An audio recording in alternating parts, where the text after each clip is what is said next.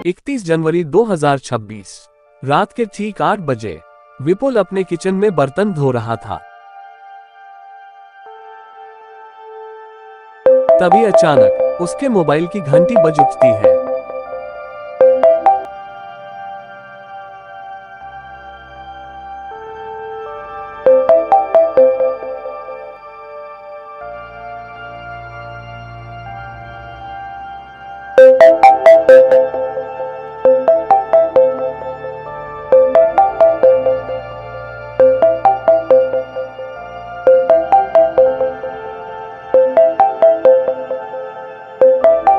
विपुल बर्तन धोते धोते ड्राइंग रूम में आता है और मोबाइल उठाता है। फोन की स्क्रीन पर नाम चमक रहा था, दीपक काका। विपुल सामान्य स्वर, हाँ काका नमस्ते, सब ठीक तो है? दीपक काका चिंतित भारी आवाज, विपुल मुझे तुमसे अभी मिलना है, बहुत जरूरी काम है, रिवर फ्रंट पर आ सकोगे? विपुल थोड़ा हैरान, अभी? हाँ काका मैं आता हूँ।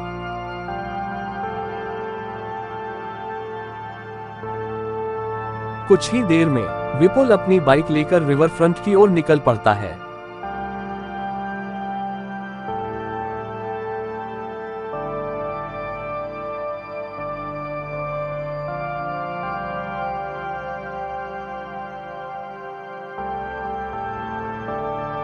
और रिवर फ्रंट पर अकेले बैठे दीपक काका।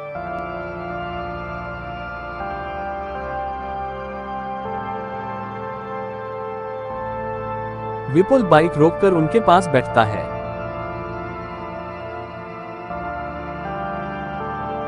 विपुल, क्या बात है काका, आप इतने परेशान क्यों लग रहे हैं? दीपक काका डरी हुई आवाज में, पता नहीं क्यों बेटा, उस रात मैं बहुत थका हुआ था, गहरी नींद में सो रहा था।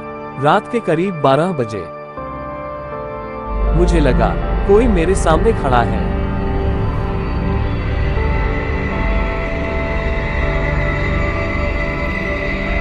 मैं घबराकर उठ गया, लेकिन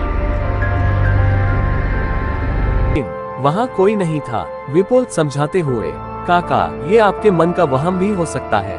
दीपक काका, मुझे भी यही लगा था, लेकिन अगली रात दीपक काका और डरे हुए। करीब 7:30-8 बजे मैं मॉल से शॉपिंग करके घर लौट रहा था।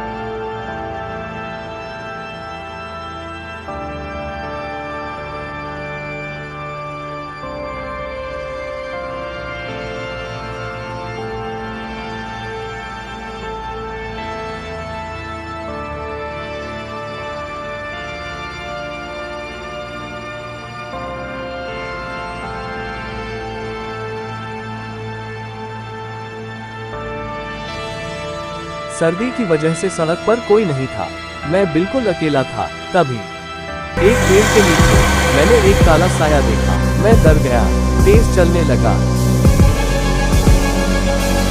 लेकिन वह काला साया मेरे पीछे पीछे चल रहा था।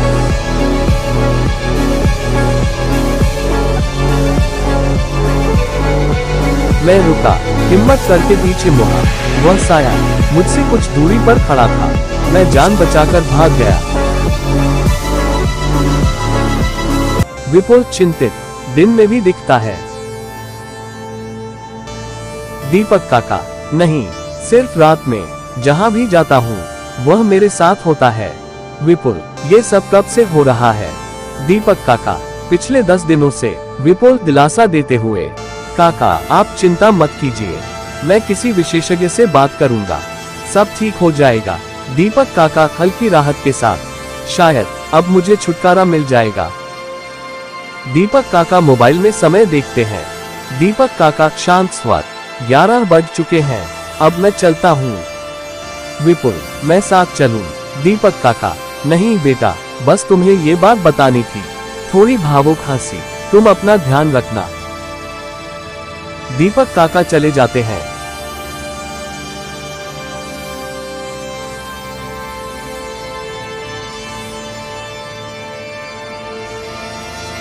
और विपुल वहीं बैठा सोचता रह जाता है। थोड़ी देर बाद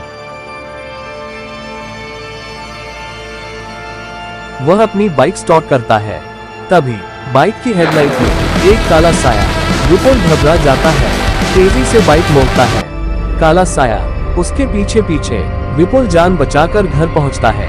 अचानक उसे दीपक काका की बात याद आती है। किसी को बता देने से शायद छुटकारा मिल जाए। विपुल कांपते हाथों से फोन मिलाता है। दीपक काका फोन पर शांत। बोल विपुल। काका, वह काला साया मुझे क्यों दिख रहा है? आपने मेरे साथ ये क्या किया? दीपक काका अपराध बोध में। मुझे माफ कर दो बेटा, मेरे पास कोई और रास्ता नहीं था। जब मुझे ये साया दिखा तब किसी ने कहा था 10 दिन तक ये साथ रहेगा और 11वें दिन खा जाएगा, और छुटकारा पाने का सिर्फ एक तरीका था, किसी और को बता देना। विपुल टूटते स्वर में, तो आपने मुझे बता दिया। दीपक काका, मैं जीना चाहता था बेटा, मरना नहीं। Phone cut. विपुल फोन पकड़े पकड़े सन रह जाता है। धीरे धीरे सामने देखता है और उसकी आंखें फटी की फटी रह जाती हैं, क्योंकि उसके सामने वह काला साया खड़ा था।